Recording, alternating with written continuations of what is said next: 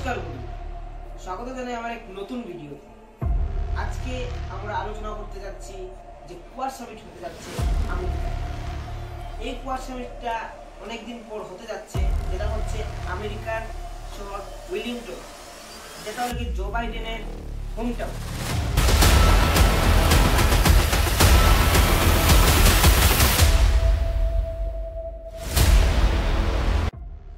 বর্তমানে আমেরিকার একটা অফিসিয়াল স্টেটমেন্ট এসেছে, যেখানে বলা হয়েছে যে কোয়াডের মধ্যে 4টা মেইনলি কান্ট্রি আছে, যেখানে মধ্যে আমেরিকা আছে, ভারত আছে, জাপান আছে এবং অস্ট্রেলিয়া আছে।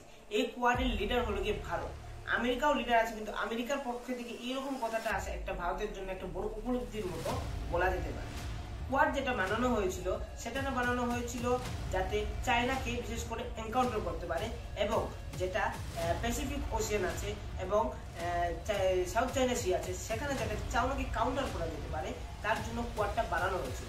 কোয়াডটা অনেক স্ট্রং হলেও আমরা দেখেছি যে জো বাইডেন আসার পরে কোয়াডের যে অস্তিত্ব বা কোয়াডের যে প্রাধান্যতা এটা অল্প হয়ে কমে গিয়েছে, কারণ আমেরিকা এত ধরনের ইম্পর্টেন্সটা দিয়েছে না কোয়াডকে। কিন্তু বর্তমানে কোয়াড আরো স্ট্রং হচ্ছে, আমরা সেটা বলতে পারছি, কারণ কোয়াডের মধ্যে এখন দেখছি যে কোয়াডের যে বিদেশ মন্ত্রীর যে মিটিংস, তাছাড়া যারা ন্যাশনাল সিকিউরিটি অ্যাডভাইজার আছে অজিত ডোভাল এবং বাকি দেশের যে 3টা দেশের সিকিউরিটি অ্যাডভাইজার আছে, তাদেরও একটা মিটিং হয়ে গিয়েছে। আর বর্তমানে এই 4টা দেশের যে রাষ্ট্রপ্রধান আছে তারা এখন আমেরিকাতে মিলতে যাচ্ছে এবং কোয়াডের সামিট হতে যাচ্ছে। এখানে আমি বলতে পারবো যে কোয়াডের সামিটের মধ্যে হয়তো বা চীনকে নিয়ে কোনো একটা স্টেটমেন্ট, একটা মিউচুয়াল স্টেটমেন্ট আসতে পারে 4টা দেশ থেকে। রাশিয়ার বিরুদ্ধে কোনো স্টেটমেন্ট আসতে বলে এবং ভারত এখানে স্টেটমেন্ট দেবে বলে আমার মনে হয় না, কারণ রাশিয়ার সঙ্গে ভারতের অনেক ভালো সম্পর্ক আছে এবং ভারত কখনোই চাইবে না রাশিয়ার বিরুদ্ধে কোনো স্টেটমেন্ট দিতে। কিন্তু হ্যাঁ, চীনের বিরুদ্ধে কোনো একটা স্টেটমেন্ট, একটা কড়া স্টেটমেন্ট আসতে পারে 4টা দেশের মিল থেকে।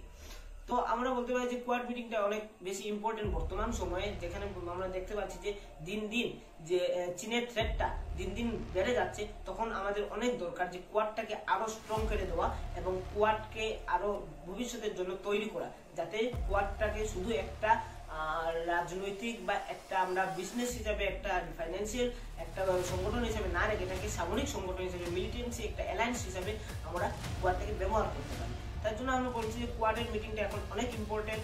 আর আমরা এটা বলতে পারি যে কোয়াডের একটা লিডার রূপে এখন ভারত সামনে দিকে আসবে। তো ভিডিওটা দেখার জন্য অনেক ধন্যবাদ। নিশ্চয়ই ভিডিওটাকে লাইক করবেন, চ্যানেলটাকে সাবস্ক্রাইব করবেন এবং ফলো মারবেন আমার পেজটাকে, ভিডিওকে শেয়ার করবেন। ভিডিওটা দেখার জন্য ধন্যবাদ, নমস্কার।